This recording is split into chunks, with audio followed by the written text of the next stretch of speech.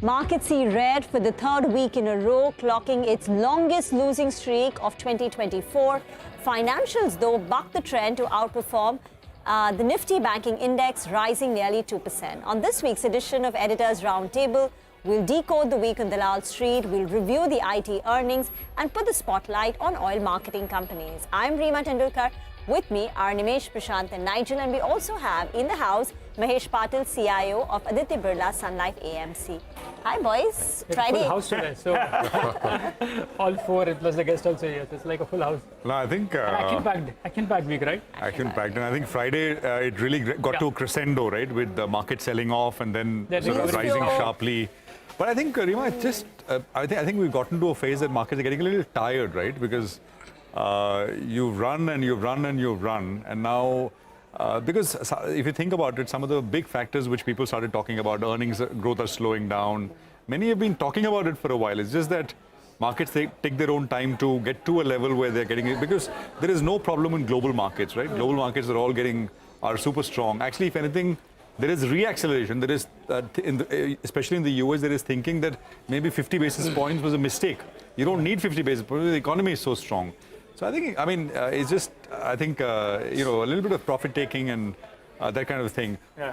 I think markets tiring. I think that verdict we'll hear from Mahesh, but it was a tiring week. It was a really. Earnings season chalu hua hai. Very tired. But just imagine, Nimesh. Start of earnings season. Normally only Reema's in center stage, right? You only have tech to look at in the initial part. This time you have tech, Sunny Autos, RBI is knocking back. Some of these NBA. You have Nestle, City Gas Distribution. Wow, when you wake up in the morning, you've got the pool of data. Yes. So Reema starts off the earnings season, Nigel finishes. Yeah. So IT and metals. Okay, well, that's generally the mood by this time on Friday. Okay, well, let's just quickly wrap up the market action, right? So for the large cap, the indices, not very much. Nifty down 0.5%. The mid cap and small cap indices, neither here nor there, 0.5% down, 1% higher. But Bank Nifty was a little pronounced, 1.8% Friday to Friday. So that amongst the four indices, Nifty Bank is the one which stood out. Otherwise, sectoral Friday to Friday, autos was a clear-cut loser, full 5% knock for the Nifty Auto Index. And of course, outsized impact because of Bajaj. Metals as an index was down 1.7. FMCG was down 1.6. Pharma was down about 1% as well. And of course, on the other side, you had PSU banks. Not talked about too much, but you look at some of the smaller PSU banks which have reported numbers. Axis Bank, you throw in. So far, so good, right? In the weekend, we'll get more numbers. You look at stocks, I just sort of sorted the big changes. Brokers have had a fantastic week. Motilal is up 30% this week. Angel is up 15%. Names like Century Textile, 13%. Sterling Solar were up 12%. Mastech, 11%. 5-Star, 10%. These AMCs, right? Aditya Birla AMC. And I don't know, of course, Mahesh has been, I'm sure, taking note, but won't talk about it. But 10% Friday to 11% Friday to Friday. Karur Vysya 10%. On the downside, Manappuram was a big knock, 18%. IGL, MGL, Bajaj 15% knock this week, all told. DMart was down 13%. We kind of forgot about DMart because that is the one, of course, which reported numbers early on. These cable and wire companies, KEI was down about 11%. Bandhan was down 9%, and so on and so forth. So, that's essentially just sort of, the change in stocks and indices that we saw.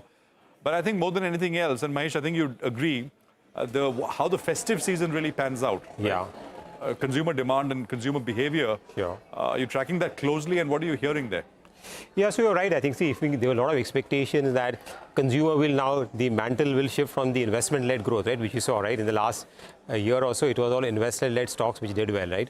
Consumer stocks were kind of lagging behind, and there was a kind of expectation that this year the monsoon is good, rural economy will pick up, and the consumer sentiment is improving. In fact, some of the consumption-related stocks have done well in the post, if you look at the post-election last 3 months or so.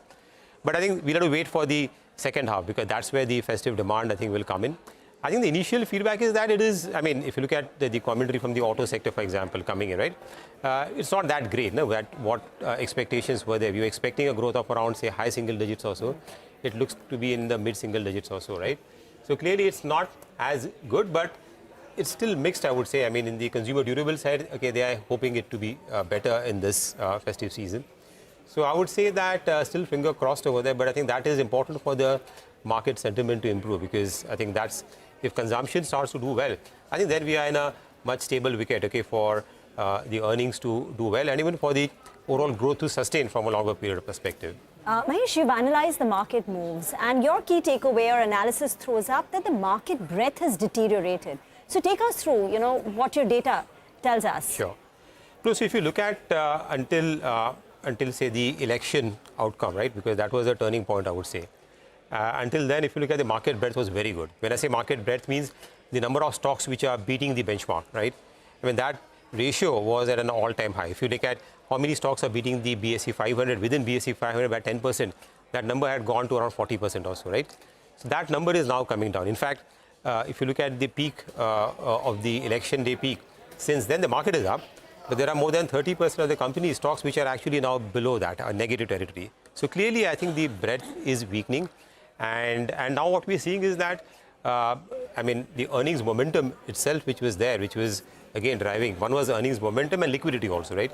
So while liquidity, domestic flows are strong, we've seen the FIIs, especially in the last, I mean, this month till date, I mean, I was seeing the number, it's almost $8 billion of sales which have been there. Yeah, almost 70,000 crores. So that has been hurting. And I think we've seen the pain slightly. There's some kind of a profit taking which is happening in the broader market. And there's some distribution pattern what we are seeing. And that's where I think you have to be slightly careful. And for the first time, we are seeing companies actually reacting to negative news, right? Yeah. I mean, the last 2 quarters, I mean, earlier, it didn't really matter. Yeah. So it's becoming more discerning, I would say, the market. How much cash is there? I mean, because Nimesh, you look at that number at the end of the month. I think there was. So on an average, 5% is the average cash levels for AMCs, and that would work to close to 1.2 lakh crores, 1.3 lakh crores of the total AUM, which would be in cash. I mean, just so all this money, all this selling from FIs has been absorbed. It's largely been absorbed, right? I mean, IPO exactly. That was 25,000 crores of IPO. So is there a? So I think cash would still be there because see, there is a lot of passive cash which is there. Right? Also, the market's correct. Yeah. There are these hybrid funds, right? Yeah. So they can come in, but for that market has to correct significantly. We have seen the Nifty has been there, but the breadth is weakening. So that's where the challenge is, I would say. What's the cash that you all are sitting on? So we're not sitting on much cash actually. So we are actually playing because it's very difficult to take a market call, right? Yeah. People would have done that around 6 months back also, and they would have actually. So it's more to play within your portfolio, right? Trying to go more defensive, not chasing beta. So I mean that's more stock selection rather than taking a large cash call. But clearly we are more cautious. Nimesh, the cover. So just to give you a bit of a basically with the feel of the market or the mood of the market, as even Manish pointed out. 70,000 crores of selling for the FIs. It's largely been matched by the DI buying because they're sitting on so much of cash that's getting deployed. But again, bad news is getting sold very heavily. We saw 2 accidents this week, right? Bajaj Auto numbers were good. Just a small commentary that the festive season demand is not good, and we saw massive correction in the auto stocks on Thursday and Friday. Today we saw massive correction in the oil and city gas companies, right? So that shows the kind of momentum which is there in the market. As you rightly pointed out, Prashant, it looks like the market is tired. The simple reason is because for the last couple of months, at least the traders are not making money. And now at the margin, even at the portfolio level, you're seeing a bit of downtake as well for individual investors. That's why the momentum has broken very clearly. It started with the PSUs because that's been the biggest overweight for retail. And you've seen a bit of correction there. And hence you're seeing a bit of loss of momentum in the overall markets as well.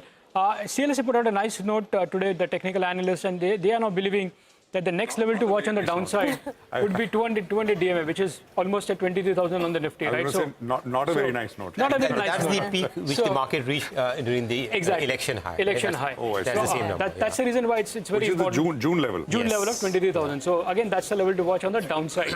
Having said all this, for next week, we have the Hyundai listing. Now, suddenly there is no premium, right? It's at a discount now. So need to see how it lists. And there's another large IPO which is going to come up, which is Afcon's Infra, part of the Shapoorji Group. I understand already there is a demand of almost 11x in the QIB book. So again, that's going to be a very important IPO to track. So IPO is sucking a bit of liquidity. There is aggressive selling from the FIs. Need to see how the momentum seems to be, because in general, even in the broader markets, the retails have lost a bit of momentum. And that's why you're not seeing a bit of reaction in the market now. There's also Vari Energies, which Vari opens up Energies. for subscription, and it's reasonably sized, close to about 4,000 crore rupees. But I just want to quickly recap all the IT earnings that have come through this week, and we had all the big ones. Whether it started off with HCL Tech, and then we had Infosys, Wipro, LTI, Mindtree, and throw in mid-cap names like Mphasis as well. So here are some of the key takeaways. Now, broadly at the headline level, the numbers were fine. Q2 has played out in line with street expectations. So on the top line, you would see that most of the companies delivered, like Infosys delivered versus expectations, TCS delivered, HCL Tech and Wipro were a beat. The margin performance was mixed this time vis-a-vis expectations. So on one hand, you had a TCS and Infosys missing the mark, but again, Wipro and HCL Tech's margin performance was higher than consensus expectation. There are two key trends which have emerged. One is continued momentum in BFSI. It started in Q1 and it's played out in Q2, and the management commentary seems to suggest that it's more broad-based this time. Some of them are talking about discretionary spending picking up in the BFSI segment, and almost all of them are confident that the BFSI momentum will sustain going into Q3, and this is about 30-35% of the industry revenue. And the second trend is there is a pickup in hiring. Remember, the IT companies went through a long period of headcount rationalization, almost 1.5 years, and now finally you are seeing some hiring pickup. It's seen as an indicator, a forward indicator of demand picking up. But what's the way forward now? Now, come Q3, the outlook is a little bit more muted, largely on account of furloughs and lower working days. So you have a Wipro, which gives you a quarterly guidance, and they're talking about a -2 to a 0% growth in December quarter. Now, Infy's full year guidance, which got upgraded this time, still bakes in about a flat growth in Q3 and Q4 if they have to achieve the middle end of the guidance. Also in the coming quarter, in Q3, you'll have the wage hikes. So companies like HCL Tech, Infosys, LTI, Mindtree, Wipro also will have a 2-month wage hike impact. So that will hurt margins for the companies going ahead. Now, keep that in context with the kind of up move the stocks have seen. So on an average, companies are up between 20 to 40%. Names like Infosys, which corrected sharply post numbers, though that stock was up nearly 40% since the rally began in June. And this is how the valuations stack up. Infy so it's TCS still right on top of the pack. Infosys retreated a bit after the correction. HCL Tech and TCS's valuations are pretty much at par right now, and it's Wipro which is lagging behind. So Wipro's valuations are at a discount, and that's one of the reasons why we've seen the Wipro stock price do well post the numbers came in line with street expectations or marginally better. So Mahesh, where do you stand on IT? Have you been playing the IT rally over the last 4 months? Do you think it has legs to continue? So IT, again, it's kind of a one for us, is like a contra sector, right? I mean, where you want to go counter-cyclical, right? I mean, IT negativity started much earlier, right? It's been underperforming, and a lot of the negatives are known over there, right? So while it is not exactly cheap, but we think that the downside there is limited. So it becomes a kind of a defensive play in that sense, because anyways, we don't expect any major strong growth, okay, in the market. And if you look at the commentary of the IT numbers, okay, which have come in, right, nothing great. I mean, we're not seeing any meaningful upturn, but I think it is broadly, I think in line. So, so I think this is a sector where we were underweight. We've increased the weight a bit, but still a kind of a neutral-ish on this sector at this point in time. And how would you play IT? Would you go with the large cap blue chip names like TCS, Infy? Would you go with a Wipro where there is valuation comfort, or even in names like Tech Mahindra? Would you prefer BFSI related players like an Mphasis, or those auto ER&D companies like KPIT? Yeah, so I think large caps, I think we're seeing some kind of a pricing pressure now. So that's where I think these smaller and the mid-sized company could come under pressure. They have done well up till now, if you look at it. So we'll prefer the larger cap plays. Within that, I think the discretionary plays which got hurt, right? Some of the names, right? I think there you will see the first turnaround, and especially in the more focus on the BFSI sector, where you're seeing things kind of started to go down much earlier, and things are so like Infosys, LTI, Mindtree, etc. These. All right, let's move on and talk about another theme. Now, oil marketing companies were in focus because we've seen a big fall in crude prices. So the question is, will the street look through the Q2 inventory loss and bet on a solid Q3? Nigel, what are the numbers telling you? Well, Mahesh, I want your view on these OMCs. I'll just put out the piece and we get your view out there. So for the last week, in fact, there were a couple of triggers that played out in favor of the OMCs. One is that there was no escalation of the global tensions, the geopolitical tensions. And that's where we saw that crude oil prices did cool off, because Israel says that they are unlikely, or the indications are they're unlikely to hit Iran's oil infra, which is good news. And that's where you saw crude oil prices that soften.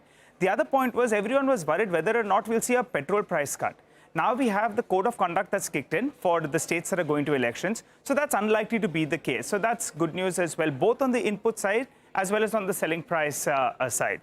Now, moving to the inventory loss. For the coming quarter, there's going to be a hit. So you brace yourselves for that.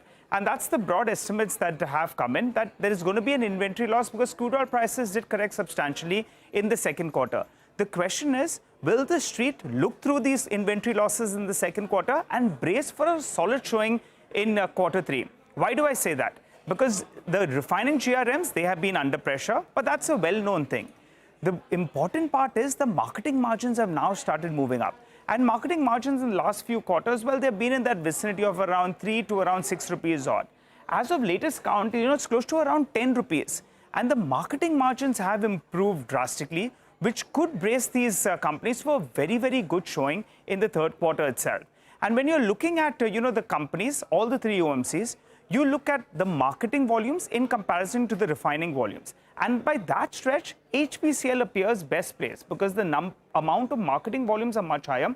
And that's for BPCL as well as IOC. So that's another trigger to track with regard to the marketing volumes being much more than the refining volumes, because we know the refining GRMs have been a little bit subdued. Now, valuation-wise, well, these companies are trading in those mid-single digits, close to around 6 to around 8 times odd. And they give good amount of dividend yield as well. Among the three players, HPCL could be better placed because they have that demerge of the lubricants business that could take place, which will unlock value out there. And also, as I mentioned earlier, the marketing volumes are higher than the refining volume. So the question is, OMCs look set for a solid quarter three. Will the street look through the quarter two inventory loss and then brace for a bit of a re-rating? Well, that's going to be the focal area. Mahesh, I wanted your view. Not, a space for the faint-hearted. But just last week or close to around 2 weeks or so ago, everyone was wondering whether or not crude oil prices are going to scale up towards that, $85, $90 per barrel mark. And also whether or not we'll see a price cut. Yes. Both didn't come through, which is good news for the marketing margins. Will you want to play this theme? Yeah, I mean, again, here there are too many variables, right? You don't know what the government is going to do, how the crude prices are going to stay. For sure. Yes, right. And while the numbers, as you said, will be weak because of the inventory loss and refining margins, but again, their valuation comfort is there, right? So which gives the support. And by and large, I think we have seen that the government has allowed them to really look at a composite margin, right? You're refining plus marketing margins and see what you want. And that's how the market has started looking at it and overlooking the short-term gyrations in terms of the marketing margins. So I think given that and the fact that the stocks haven't really done much, I think, yeah, they could be reasonable plays over here because I think market would not be too worried about the short-term kind of loss if they report, right, on the inventory side. So, yeah, so they look fairly priced. I think, again, we don't see any big growth. It's not a growth sector. But it could be a tactical play in the near term. Could be, yes. What about, since we're on the subject of oil and gas, City Gas, was the fall a little excessive for these stocks today? Yeah, I would guess so, yeah. I mean, again, these stocks had also done well. Okay, if you look at it in the last 6 months, right? Okay, these stocks had again kind of rallied again. So again, I think it's more to do with the overreaction because of the sharp rise what we have seen in the last 6 months. Obviously, there will be some impact, but I think the reaction seems to be more excessive, and that's what's happening in the market currently, right? I mean, sectors which have rallied, okay, they are reacting, doing some kind of a mean reversion, also reacting to that negative news. I think it's getting amplified in that sense. Mahesh, just need to get into a very short mandatory break. We'll come back and continue this fun discussion on the market. Stay tuned.